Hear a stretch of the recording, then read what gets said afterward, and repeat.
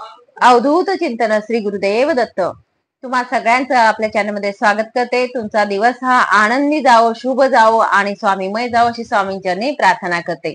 तर आजचा विषय आपला होणार आहे बघा, यमदीपदान. यमदीपदान हे केव्हा करायचं, कोणत्या दिवशी करायचं, त्या दिवशी धनतेरस आहे, धनत्रयोदशी आहे, तर आपण त्या दिवशी यमदीपदान कोणता मुहूर्त आहे, कोणत्या काळात करायचं ते देखील सांगणार आहे. तसंच बऱ्याच महिलांना असा प्रश्न असतो की ताई, बऱ्याच व्हिडिओमध्ये बघितलं कुठे एक दिवा असतो तर कुठे 13 दिवे सांगितले जातात, तर आपण दिवे किती प्रज्वलित करायचं, दिवा प्रज्वलित करत असताना तेल कुठलं वापरावं, तसंच वाती ज्या असतात त्या वाती 2 घ्याव्या की 1 घ्यावी, बरेचसे प्रश्न असतात आणि त्या प्रश्नांचं उत्तर तुम्हाला आजच्या व्हिडिओमध्ये मिळून जाणार आहे. की पूजा करत असतो त्यासोबतच आपल्याला आपल्या शरीराची म्हणजे आयुर्वेदिक औषधं असतात त्यांची देखील पूजा करायची असते.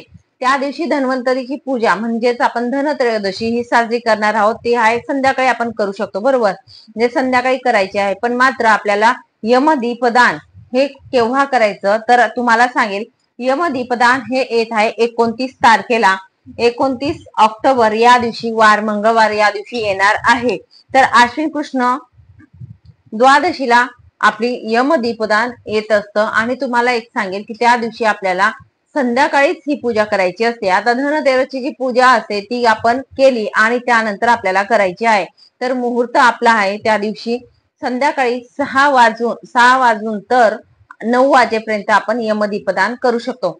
काही कारणास्तव तुम्हाला जर या मुहूर्तामध्ये की या वेळेमध्ये तुम्हाला करता नाही आलं, लेट झालं, जॉबला गेले, ड्युटीला गेले, काही प्रॉब्लेम आला समजा, किंवा अर्जंट कुठेतरी जावं लागलं आणि शक्य नाही झालं, तर त्यानंतर देखील तुम्ही करू शकतात. असं काही नाही की मुहूर्तामध्येच करावं, पण एक विशेष असा कालखंड असतो तो दिला जातो, त्यासाठी मी तुम्हाला सांगत आहे. त्यानंतर कसं कोणत्या प्रकारे आपण यमदीपदान करायचं आहे. आता आपल्याला यमदीपदान करण्यासाठी कणिक मळायची आहे. कणिक मळल्यानंतर तुम्हाला दाखवेल, मी इथे फोटो टाकेल.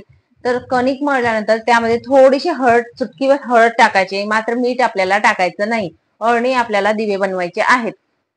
कणिक मळल्यानंतर आपल्याला दिवे बनवायचे आहेत. तुम्ही एक दिवा बनवा मोठा तरी देखील चालेल, किंवा 13 दिवे बनवले तरी देखील चालेल, तुमच्या स्व इच्छेने तुम्ही बनवू शकतात.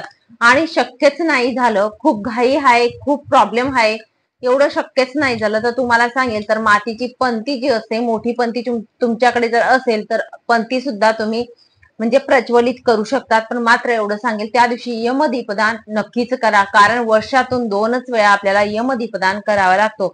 ज्या प्रकारे बघा आपण जीवन जगत असतो त्या प्रकारे यम म्हणजे मृत्यूची देवता असते. मृत्यूला सगळेच घाबरत असतात आणि अकाली मृत्यू जो असतो तो टाळण्यासाठी, आपल्या घरात सुख समृद्धी लाभण्यासाठी आपल्याला हा एक दिवा नक्कीच लावायचा असतो. तर तुम्हाला सांगेन, हा दिवा प्रज्वलित करत असताना ज्या प्रकारे मी सांगितलं, तर कणकेचा 1 किंवा 13 दिवे तुम्ही प्रज्वलित करू शकतात. ते 13 दिवे बनवल्यानंतर त्यामध्ये तुम्हाला जोडवाती घ्यायच्या आहेत. 2 जोडवाती ज्या असतात त्या घ्यायच्या आहेत. तुम्ही चौमुखी दिवा जो बोलला जातो तो देखील करू शकतात, काही हरकत नाही, त्या पद्धतीने करू शकतात. एक सिंगल दिवा ही करू शकतात आणि 13 दिवे जे असतात ते एकमुखी जे असतात ते 13 दिवे देखील करू शकतात. 2 मुटके तुम्हाला बनवायचे आहेत नक्की, हे लक्षात ठेवा.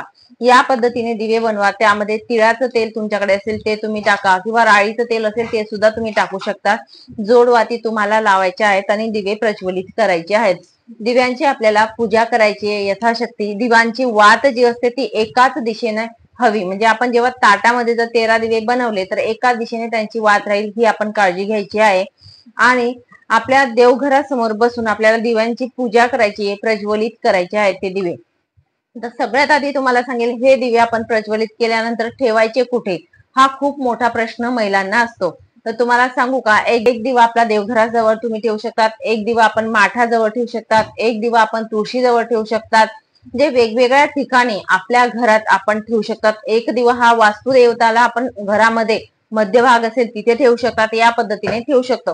बाकी उरलेले दिवे जे असतात ते आपण बाहेर, आपल्या दरवाजाच्या बाहेर देखील आपण ठेवू शकतो. मात्र तुम्हाला एवढं सांगेल की जेव्हा पण आपण हा दिवा ठेवत असतो, जेव्हा पण दिवा आपण ठेवत असतो त्यावेळी त्याची वात जी असते, ती वातची दिशा जी असते ती मात्र दक्षिणेला असावी, ही काळजी मात्र आपल्याला घ्यायची आहे. कारण यमदेवता जे असतात त्यांची जी दिशा आहे ती दक्षिण दिशा आहे, त्यांच्यासाठी आपण प्रज्वलित करत असतो, त्यासाठी आपल्याला ठेवायचं आहे. नाहीच तुम्हाला वेगवेगळ्या ठिकाणी दिवे ठेवायला जमलं तर तुम्हाला सांगेल, आपला मेन दरवाजा असतो जो मेन एंट्रन्सचा दरवाजा असतो घरामध्ये यायचा, त्याच्या बाहेर आपण हे दिवे असाच्या असा ताट देखील ठेवू शकतो, किंवा तुम्हाला सांगेल ताट नाहीच ठेवला तर खाली देखील आपण जमिनीवर ठेवू शकतो. पण एवढं सांगेल, जमिनीवर ठेवायच्या आधी त्याखाली तुम्हाला आसन मात्र द्यायचं आहे. डायरेक्ट जमिनीवर तुम्ही ठेवू नका. किंवा ताट जर तुम्ही ठेवत असणार 13 दिव्यांचा, तर त्याखाली स्वस्तिक वगैरे काढा, थोडे अक्षता टाका, पूजा करा आणि नंतर आपण ताट ठेवू शकतो.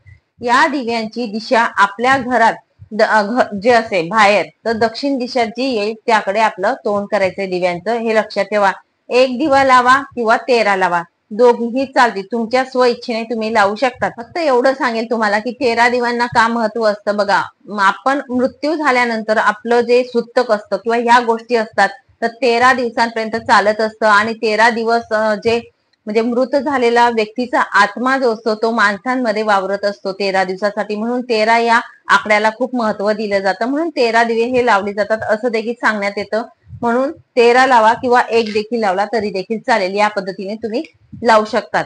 आता आपण प्रज्वलित करा. दिवा जो असतो दरवाजाच्या बाहेर प्रज्वलित करायचे आहेत, दक्षिण दिशेला तोंड करून. आणि त्यानंतर आपल्याला सहकुटुंब आपल्या घरात जेवढे व्यक्ती असतील तेवढे, आता एक असो, दोन असो, मुलं असोत किंवा सासू सासरे जेवढे असतील तिथे जावं आणि दिव्याच्या समोर आपण सगळ्यांनी हात जोडून उभं राहायचं आहे. आणि उभं राहिल्यानंतर आपल्याला एक मंत्र म्हणायचा आहे. तो मंत्र कोणता, तो मी तुम्हाला स्क्रीनवरती देखील देईल आणि म्हणून दाखवते. मृत्यूनाम दंड पाशाभ्याम कालेन शामया सहा त्रयोदशा दीपदानात सूर्यजहा प्रियता मम.